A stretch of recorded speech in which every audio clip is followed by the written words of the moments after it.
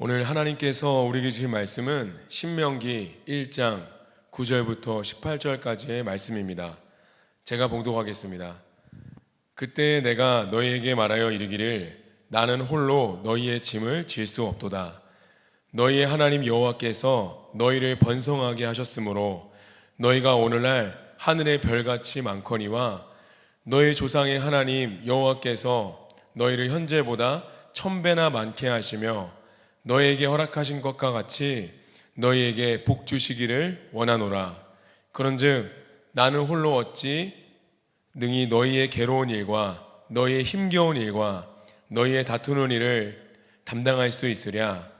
너희의 각 지파에서 지혜와 지식이 있는 인정받는 자들을 택하라.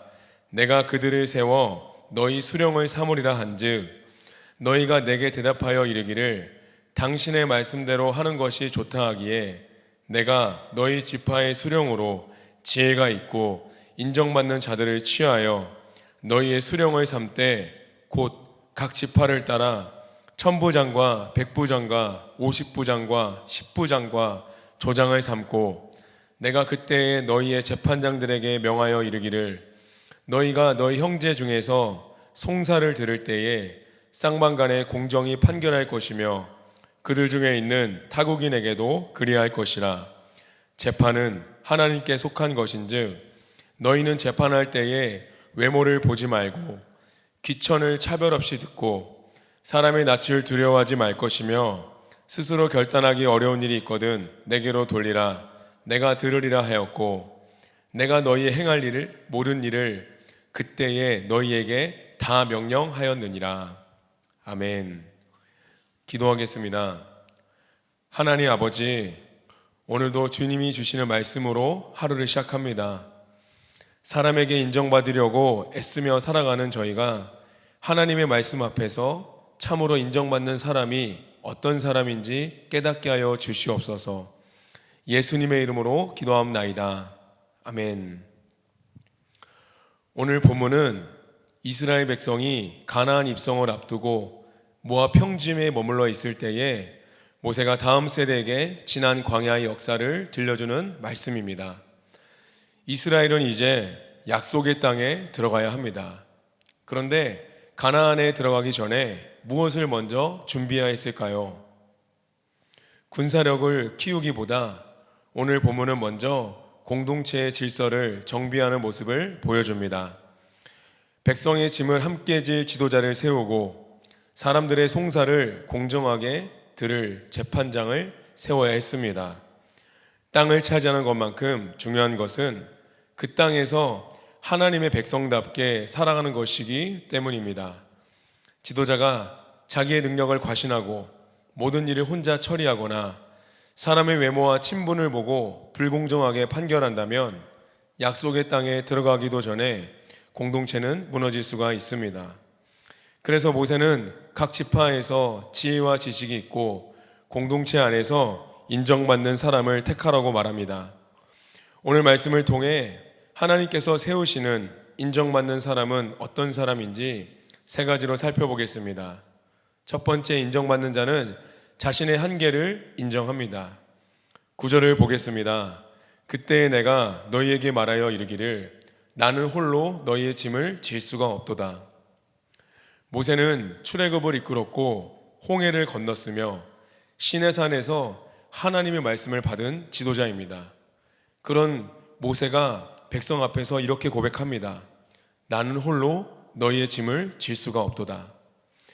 여러분, 모세는 자신이 모든 것을 할 수 있다라고 말하지 않았습니다. 자신이 감당할 수 없는 것이 있다는 사실을 솔직하게 인정했습니다. 인정받는 사람은 모든 것을 잘하는 사람이 아닙니다. 자신이 할 수 있는 것과 할 수 없는 것을 아는 사람입니다. 혼자 버티는 사람이 아니라 자신의 한계를 인정하고 공동체와 짐을 나눌 줄 아는 사람입니다.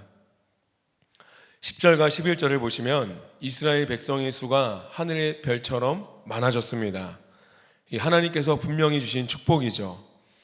그러나 사람이 많아지니 이 사연과 다툼도 많아지고 감당해야 될 책임도 커지게 되었습니다. 모세는 백성이 많아진 것을 원망하지 않았습니다. 오히려 하나님께 1000배나 더 많게 하시기를 축복한다라고 고백합니다. 그러면서 이렇게 말하죠. 나는 홀로 감당할 수가 없습니다. 여러분, 믿음은 무조건 할 수 있다고 외치는 것이 아닙니다. 하나님이 맡기신 일이라고 해서 내가 혼자 다 해야 되는 것도 아닙니다. 때로는 주님, 저는 여기까지밖에 할 수 없습니다라고 인정하는 것이 믿음입니다. 그런데 우리는 한계를 인정하면 무능해 보일 것이라고 생각을 할 때도 있습니다. 또는 도움을 요청하면 나의 존재감이 없어질 것 같고 내가 하지 않으면 일이 제대로 되지 않을 것 같다는 생각이 들 때도 있습니다. 그래서 나 아니면 안 된다고 생각을 하기도 하는 것이죠. 그러나 그 생각 속에는 책임감만 있는 것이 아닐 수가 있습니다. 다른 사람을 믿지 못하는 불신과 내 방식대로 해야 안심되기에 통제를 하거나 내가 가장 열심히 했다는 것을 인정받고 싶은 생색이 숨어 있을 수도 있습니다. 저도 제 열심으로 사역할 때가 참 많았습니다. 다른 사람이 제 기대만큼 하지 못하면 답답해하기도 했고 왜 나만큼 이렇게 열심히 하지 않을까라며 판단을 하기도 했었습니다. 일을 맡기면서도 믿지 못했고 맡긴 뒤에도 제 방식대로 하도록 간섭하기도 했습니다. 그러면서 이렇게 속으로 생각했었어요. 왜 아무도 나를 도와주지 않을까? 왜 나만 이렇게 힘들어야 될까? 그런데 말씀 앞에서 보니까 아무도 저를 돕지 않은 것이 아니라 제가 다른 사람이 들어올 자리를 만들지 않았습니다. 모든 일을 붙들고 있으면서 공동체를 원망했었습니다. 12절을 보겠습니다.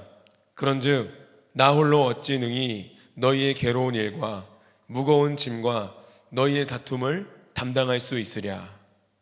공동체에는 괴로운 일과 무거운 짐과 다툼이 있기도 합니다.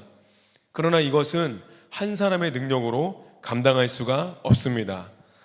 하나님은 한 사람의 영웅이 모든 일을 해결하게 하지 않으시고 공동체가 함께 짐을 나누어 지게 하십니다.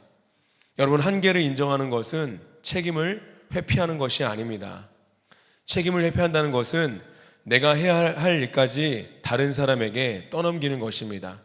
그러나 한계를 인정하는 것은 내가 해야 할 몫은 충성되게 감당하면서도 내가 하나님이 아님을 인정하는 것이죠. 가정의 모든 문제를 내가 해결할 수 없습니다. 자녀와 배우자를 내가 변화시킬 수도 없습니다. 공동체의 모든 사람들을 내가 만족시킬 수도 없습니다. 우리가 할 수 있는 것은 나의 몫을 감당하고 혼자 질 수 없는 짐은 하나님과 공동체에 맡기는 것입니다. 그러므로 인정받는 자는 강한 척하는 사람이 아닙니다. 나는 홀로 감당할 수 없습니다라며 고백할 줄 아는 사람입니다. 내가 모든 것을 해야 한다는 생각을 내려놓게 될 때 다른 사람이 보이기 시작합니다. 나의 한계를 인정할 때 비로소 다른 사람을 세울 수가 있습니다. 적용 질문을 드립니다. 나는 지금 어떤 괴로운 일과 무거운 짐을 혼자 감당하려고 하고 있습니까? 나 아니면 안 된다는 생각으로 붙들고 있는 일은 무엇입니까? 오늘 나의 한계를 인정하고 도움을 요청해야 할 사람은 누구입니까? 두 번째, 인정받는 자는 말씀으로 자신을 먼저 봅니다. 13절을 보겠습니다. 너희의 각 지파에서 지혜와 지식이 있는 인정받는 자들을 택하라. 내가 그들을 세워 너희 수령을 삼으리라 한즉. 모세는 단순히 지혜와 지식이 있는 사람을 세우라고 하지 않습니다. 지혜와 지식이 있으면서 각 지파에서 인정받는 사람을 택하라고 합니다. 여러분, 지혜와 지식이 있다고 모두 지도자로 세워지는 것은 아닙니다. 많이 배웠다고, 말을 잘한다고, 사회적으로 성공했다고 되는 것도 아니고 열심으로 한다고 되는 것도 아닙니다. 그 사람의 지혜와 지식이 공동체 안에서 어떻게 나타나는지가 중요합니다. 다른 사람의 말을 들을 수 있는지, 나의 생각과 말이 틀릴 수 있음을 인정하는지, 또는 일이 자기 뜻대로 되지 않을 때 어떻게 반응한지를 공동체가 알고 인정해야 합니다. 왜 그렇습니까? 지혜와 지식이 있어도 자신을 보지 못한다면 그 지혜와 지식이 다른 사람을 살리는 도구가 아니라 찌르는 무기가 될 수 있기 때문입니다. 말씀을 많이 알아도 그 말씀을 자신에게 적용하지 않는다면 자신의 죄는 보지 못하고 다른 사람의 문제만 정확하게 찾아나게 됩니다. 그러면 지혜는 교만이 되고 지식은 정죄가 될 수 있습니다. 저도 이전 교회에서 새롭게 만들어지는 부서에 임원을 세워야 했던 적이 있었습니다. 그때 한 분이 회사의 대표이기도 했고 교회 일에 무척 열심히 했던 분이었습니다. 저는 회사도 잘 운영하고 있고 교회 일을 열심을 내니 이분을 임원으로 세워서 부서를 이끌어가는데 함께하면 좋겠다라는 생각을 했었습니다. 그래서 그분을 임원으로 세웠습니다. 그런데 막상 함께 일을 시작하니 제가 결정하는 일마다 반기를 들었습니다. 공동체가 한 방향으로 갈 때마다 다른 의견을 강하게 내세웠고 계속 갈등이 생겼습니다. 저는 그때 너무 힘들어서 불평을 많이 했던 기억이 있습니다. 왜 이렇게 하는 일마다 반대를 할까? 그런데 시간이 지나 말씀 앞에서 돌이켜 보니까 그분의 문제보다 먼저 저의 죄가 보였습니다. 저는 그분이 회사의 대표라는 조건을 보았습니다. 눈에 보이는 열심을 보았습니다. 일을 빠르게 추진하는 능력을 보았습니다. 그러나 그분이 공동체 안에서 다른 사람의 말을 들을 수 있는지, 또 자기의 생각을 내려놓을 수 있는지, 자신의 잘못을 돌아볼 수 있는지는 살피지 못했습니다. 더 나아가서 제 자신을 보지 못했습니다. 저 역시 새 부서를 잘 만들어야 한다는 제 열심에 사로잡혀 있었습니다. 빨리 성과를 내고 싶었고 능력 있고 열심 있는 사람을 세우면 모든 일이 잘 될 것이라고 생각을 했습니다. 공동체에 충분히 묻고 기다리기보다는 저의 기준과 판단으로 사람을 세웠습니다. 그분이 회사 대표이기에 뽑은 것도 저이고 열심히 하니까 잘할 수 있을 것이라고 단정한 것도 저였습니다. 결국에 저는 사람을 분별하지 못했고 제 판단이 틀릴 수 있다는 것도 보지 못했습니다. 사랑하는 여러분, 열심히 있다고 지혜로운 것은 아닙니다. 일을 많이 한다고 인정받는 사람도 아닙니다. 자기의 열심으로 앞서가면서 타인을 힘들게 한다면 그것은 공동체가 인정하는 지혜가 아닐 수 있습니다. 진정으로 인정받는 사람은 말씀으로 다른 사람을 판단하기 전에 먼저 자신을 돌아봅니다. 나는 왜 이렇게 조급한지, 내가 지금 하는 일들이 하나님의 영광을 위한 것인지 아니면 나의 성과를 위한 것인지 이렇게 말씀 앞에서 자신을 돌아볼 줄 아는 사람입니다. 14절 말씀에 보시면은 백성들은 모세의 말을 듣고 당신의 말씀이 옳다라고 대답을 합니다. 그리고 15절에서 모세는 각 지파의 우두머리 가운데 지혜가 있고 인정받는 사람을 세웁니다. 여러분, 모세 혼자 사람을 정해서 밀어붙인 것이 아닙니다. 각 지파 안에서 함께 살아온 사람들이 그 사람의 삶을 알고 인정을 했습니다. 그리고 그 공동체의 인정 속에서 리더자로 세워지게 된 것입니다. 그러므로 인정받는 사람이란 사람들에게 인기가 많은 사람이 아닙니다. 자신의 의견을 잘 표현하는 사람도 아닙니다. 말씀과 공동체의 피드백을 통해 자신을 돌아보고 자신의 죄와 한계를 인정할 줄 아는 사람이 바로 인정받는 사람인 것입니다. 말씀을 다른 사람에게만 적용하면 칼이 됩니다. 그러나 말씀을 자신에게 먼저 적용하면 회개가 되고 하나님 앞에 인정받는 사람이 될 수가 있습니다. 나의 지혜가 사람을 판단하는 칼이 아니라 나 자신을 비추는 거울이 될 때 나의 열심이 독주가 아닌 공동체를 살리는 섬김이 될 줄 믿습니다. 그래서 이렇게 말씀으로 자신을 먼저 보는 사람이 공동체 안에서 인정을 받고 하나님께서 맡기시는 이 사명의 자리를 잘 감당하게 될 줄 믿습니다. 적용 질문을 드립니다. 나는 말씀을 들을 때에 자신에게 먼저 적용합니까? 다른 사람을 판단하는데 사용합니까? 나의 열심과 고집 때문에 가족이나 공동체를 힘들게 하고 있는 것은 무엇입니까? 사람을 세우거나 중요한 결정을 내리기 전에 공동체에 묻고 받아들여야 할 말은 무엇입니까? 세 번째로 인정받는 사람은 사람보다 하나님을 두려워합니다. 16절 보겠습니다.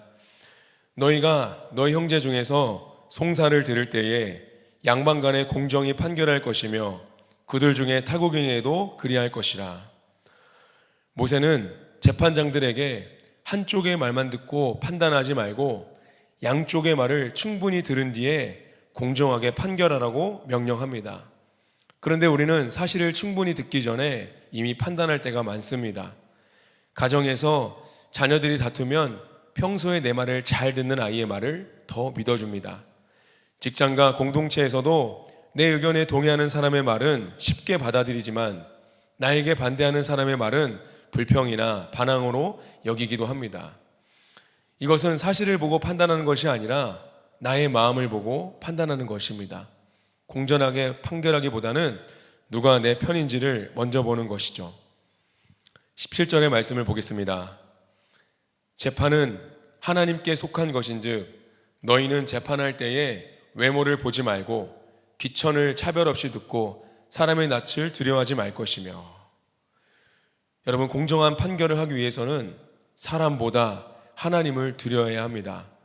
사람을 두려워하면 힘 있는 사람의 눈치를 보고 나와 가까운 사람의 편을 들며 나를 싫어할까 봐 해야 할 말을 하지 못합니다.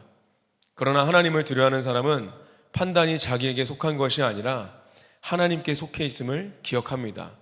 그래서 사람의 외모와 지위, 친분보다 하나님의 뜻을 먼저 살핍니다.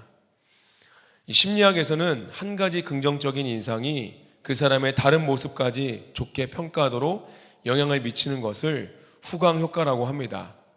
외모가 좋으면 성품도 좋을 것이라고 생각하고 말을 잘하면 언제나 옳다고 여길 수가 있습니다.